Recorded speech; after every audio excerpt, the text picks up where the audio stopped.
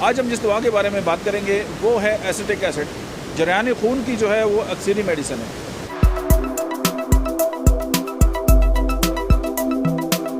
बिस्मिल्लाहिर्रहमानिर्रहीम, अस्सलाम वालेकुम। मेरा नाम डॉक्टर अहमद एजाज़ है और इस वक्त जो है मैं बर्डी मेरा में मौजूद हूँ और वहाँ जो है एक बड़ी हसीन और बड़ी खूबसूरत आबशार के सामने और इसी के सामने खड़े होकर आपसे होम्योपैथी के बारे में हम डिस्कस कर रहे हैं। आज हम जिस दवा के बारे में बात करेंगे वो है एसिटिक एसिड।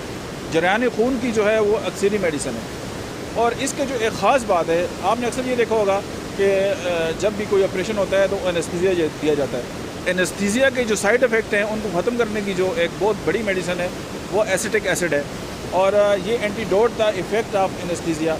उसके अलावा अगर ख्वाब आवर मेडिसिन है, जो ट्रंकुलाइज़र के साइड इफ़ेक्ट हो जाएँ, अगर कोयले की जो गैस है उसके साइड इफ़ेक्ट हो जाएँ, अगर ओपियम के साइड इफ़ेक्ट हो जाएँ, अगर एक बंदा अफीम खाता है और उसको साइड इफ़ेक्ट हो जाएँ, अगर सट्रामोनियम दतूरा जो है उसके साइड इफ़ेक्ट हो जाएँ, और अगर कार्बोलिक एसिड की जो जहर हैं वो जो है अगर किसी भी इंसान को जो है वो इफ़ेक्ट करें तो या नशावर जो जहरीली अद्वियात हैं उसके बॉडी के ऊपर अगर जो है इफ़ेक्ट आ जाए तो एसिटिक एसिड जो है वो उनको होम्योपैथी के लिए जो है वो बहुत ख़त्म करने के असरात रखती है। उसके अलावा इसका जो पेशेंट है उसमें डेबिलिटी पाई जाती है, ड्रॉप्सी होती है, एडिमा होता है, प्रोफ्यूज एनीमिया उसके अंदर होता है, एनसारका होता है। एनसारका आपने देखा होगा कि कुछ लोग हार्ट के पेशेंट होते हैं और उनका पूरा जिस्म जो है वो फूल के जैसे कुपा सा बना होता है, उसको एनसारका कहते हैं और उसमें ग्रेट थर्स्ट होती है, यानी बहुत ज़्यादा प्यास लगती है। जैसे सूखा मस्तान है, इस्तिस्का, जैसे मुजम्मन क्रॉनिक जो है इसहाल हैं जो ठीक नहीं होते, डायबिटीज़ में इसका बहुत बड़ा रोल है। उसके अलावा जो है वो इसकी जो प्यास है उसमें जलनदार प्यास होती है, यानी प्यास होती है साथ जलन होती है। और जो पोलीयूरिया है, पेशाब जो है वो किसी तादाद में आता है।